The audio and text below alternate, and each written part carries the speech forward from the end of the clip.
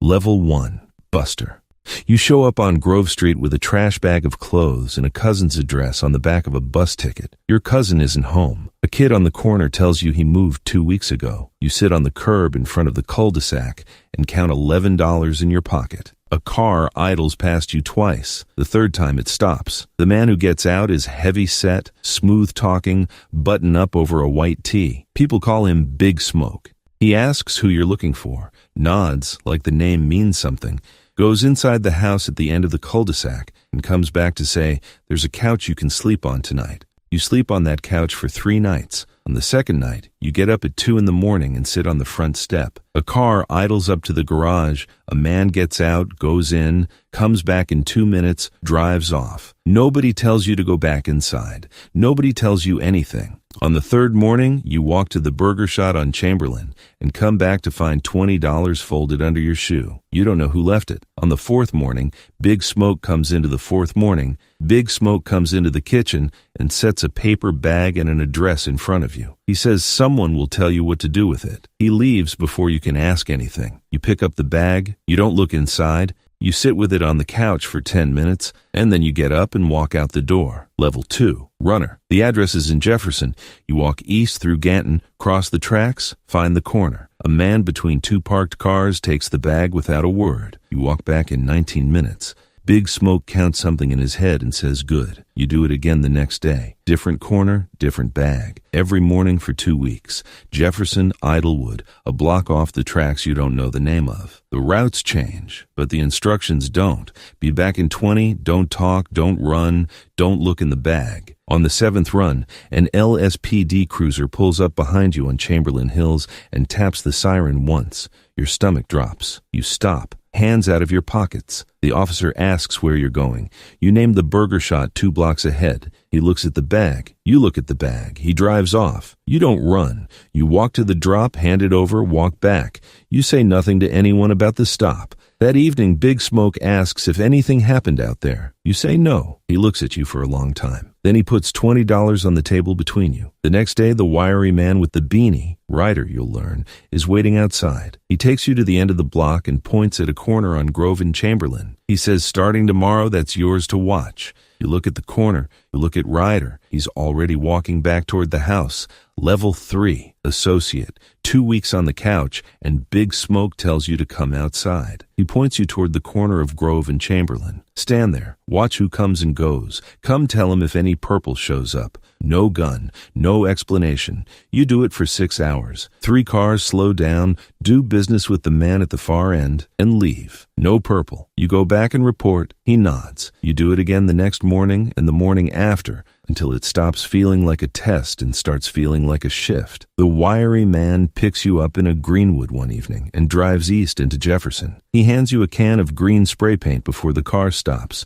He points at a wall covered in purple tags. Make it green. You cross the street, go over 3 Ballas tags with long strokes. A light comes on in the window above you. You cap the can and walk back. He drives before you close the door. Back on Grove Street, he tosses you a green rag without stopping. You fold it into your back pocket and understand 2 things at once: what it means to wear it and what it means to anyone in a purple car who sees it. One afternoon, a Ballas Greenwood rolls slowly down Chamberlain. 2 men inside look at you. You look back and don't move. The car keeps going. Your heart rate takes 5 minutes to come down. Your feet never left the concrete. That evening, Sweet comes out of the house at the end of the cul-de-sac. Older, slow-moving, the kind of quiet people step around. He looks down the block at you, doesn't wave, goes back inside. The wiry man finds you later. His name is Ryder. He tells you that Sweet doesn't look at busters. Level 4, soldier. Sweet calls you in off the corner and hands you a 9. He says there's a Ballas set on the Idlewood side and he needs real bodies on the block. You stand at Grove and Chamberlain with 2 men you've seen but never spoken to. The 9 sits in your waistband like a new weight you haven't learned to carry. Nobody pulls anything.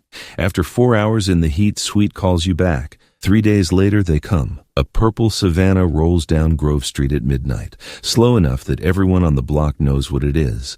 2 shots from the direction of the park, By the time you get outside, there's glass on the sidewalk, and a man you know from corner runs is sitting against the wall with his hand on his arm. He doesn't look scared. He looks annoyed. Sweet is already outside. He watches it disappear onto Forum Drive, turns to you and two others, and says, "Get in." You drive south into Idlewood in a dark greenwood. Ryder leans out the back window on Banning Avenue and fires 3 shots at a group on the corner. You're already past the block. The greenwood turns north. Nobody says a word. You lie awake in the house on Grove Street. You thought it would get more frightening the further in you went. Instead, it got flat. A week later, Sweet gives you the corner east of the cul-de-sac, yours to hold. If purple shows up on your block, you handle it. You walk out every morning and take your corner like punching in. In Ganton, you're somebody. In Idlewood, east of Jefferson, anywhere outside, that green is a problem. You start taking longer routes. You start sleeping like someone's always about to knock. Level 5, OG. You have 3 busters now, 2 cousins from Idlewood and a quiet kid from the Jefferson set whose block got taken. You put them where you used to stand and patrol the end of the block instead. Passing their corner one morning, you see how they hold themselves, the way they check each car without turning their heads, and understand for the first time how you must have looked when you showed up here with $11 in a trash bag. One of the cousins gets arrested holding product he wasn't supposed to be running on that corner. LSPD take him in a cruiser on a Wednesday. He calls from a payphone that evening and says he needs bail. You get him out 3 days later. You walk him back to the corner and take the product out of his hands. Watches only. If he holds anything again without your go, he's off the block. He nods. That's the job now. Sweet calls a meeting in the house at the end of the cul-de-sac, you and 3 other OGs. The talk is Ballas pressure on the Idlewood border and a supplier going quiet. You have opinions now. When you speak, Sweet doesn't cut you off. First time that's happened. You drive to a meeting in East LS and take a different route home because Idlewood feels wrong. You hear later there was a shooting on the street you would have crossed. At the garage one night, the talk turns to a homie who left for Liberty City years ago. Some say he might be coming back. People who remember him say things could change. You don't know him. You don't build on rumors. Your world is 6 blocks wide now. You didn't plan on that. You just needed somewhere to sleep.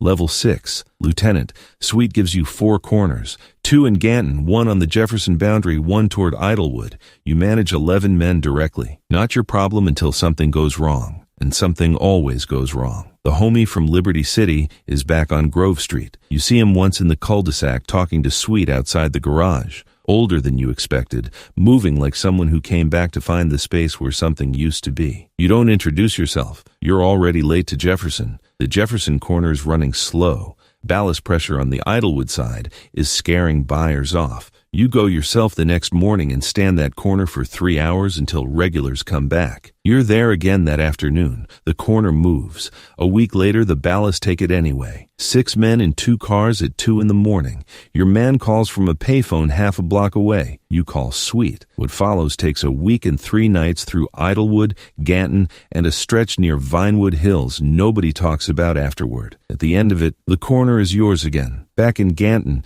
you count who returned. One of the men from the second night didn't. His name was Marcus. He was from the Jefferson set. He had a sister who sometimes brought him food on corner. Rice in a foiled tray, still warm. You don't go to the funeral. You stand on your corner and watch cars pass. The set is bigger now, but the edges are cracking. An OG you came up under starts making noise about decisions above his head. Sweet handles it. You move through everything like weight on a scale nobody else can see. Level 7. Captain.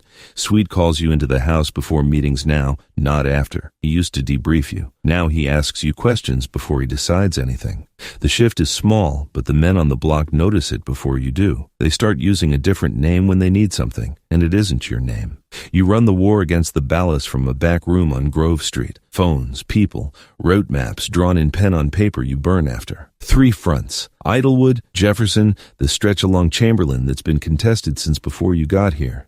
Every week one of them bleeds. Sweet sends you to a sit-down in Willowfield with another set's shot caller, a man twice your age who has survived things you haven't been alive long enough to face. You drive there alone. No backup, because backup would be an insult. You sit across from him at a kitchen table for 2 hours and talk about a border neither set crosses and what happens if anyone does. You shake hands. You drive back. You don't tell Sweet everything that was said. An OG on your side starts testing the border you just agreed to. Twice. You bring him into the garage on Grove Street and explain the cost of a third time with enough detail that he leaves without saying a word. Sweet watches all of this from the end of the cul-de-sac. One afternoon, he tells you that when something happens to him, you'll know what to do. You don't ask what he means. You already know. Level 8, big homie, Sweet gets taken off the board, not dead, arrested, federal case, years. Ryder leaves a week later. The cul-de-sac goes quiet in a way it never has, and the men left look at each other and then at you. You don't take a title. You sit in the house on Grove Street and start returning calls. The Ballas test you the first week, 3 blocks tagged overnight. You send people before dawn. They clean it. Second week, a corner in Jefferson taxed at noon. 4 men at noon, not midnight, because noon says you're not afraid. The testing stops. Your corners are 11. The cul-de-sac is a supply chain now. When something breaks, it costs money. You drive to a meeting in East LS with 2 men ahead of you. Different route home each time. The house feels smaller than it did when you were nobody. The job now isn't holding corners or returning fire. It's running angles on a machine that never stops. One afternoon, you're at the end of the block when a kid comes up Grove Street with a bag over his shoulder. He sits on the curb in front of the cul-de-sac. Nobody home. He counts something in his pocket. You recognize the posture before you see his face. You send one of your men over and tell him there's a couch the kid can sleep on tonight. You watch him go inside. You stay at the end of the block and watch the street go quiet and come alive again. The colors will be here when you're gone. The corners will be here. The kid on that couch doesn't know what he agreed to yet, but he will. They always do. If that life is something you want to know more about, subscribe. There's more where this came from.